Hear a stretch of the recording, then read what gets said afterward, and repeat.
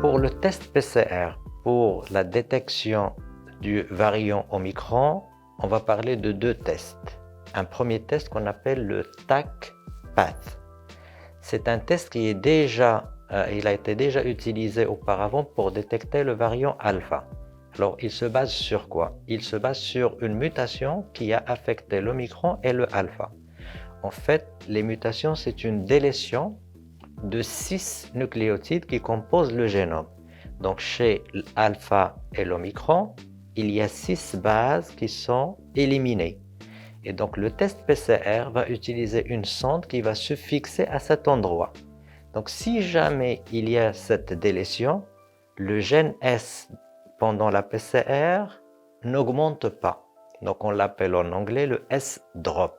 Alors, dès qu'on a un S-drop, c'est-à-dire une non-amplification du gène S par ce kit, on a une suspicion d'un variant. Ça peut être Omicron, ça peut être alpha.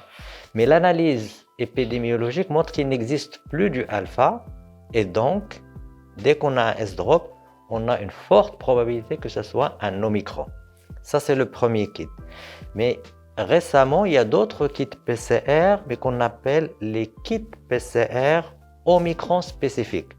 Puisque l'Omicron est caractérisé par plusieurs mutations, il y a des compagnies qui ont conçu des kits pour détecter les mutations qui existent exclusivement chez Omicron. Donc, on va faire des sondes qui vont reconnaître juste les mutations qui existent chez Omicron et pas dans les autres variants. Et donc, ça va être un kit qui est très rapide. Il va dire immédiatement si on est Omicron ou pas Omicron. Donc, voilà, ça, ce sont les deux grandes catégories de kits utilisés pour la détection de ces variants.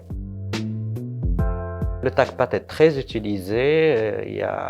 Donc, le ministère de la Santé a distribué donc, ces kits aux différents laboratoires d'analyse et les laboratoires des CHU et d'autres laboratoires du ministère de la Santé commencent à utiliser ces kits qui sont Omicron spécifiques parce qu'ils vont être très rapides sans besoin d'attendre les résultats de séquençage qui vont durer plus longtemps. Alors actuellement, on est dans la phase de la circulation communautaire, donc on n'a plus besoin d'attendre pour faire le séquençage. On fait directement la PCR présence-absence, ensuite la PCR Omicron, pas Omicron.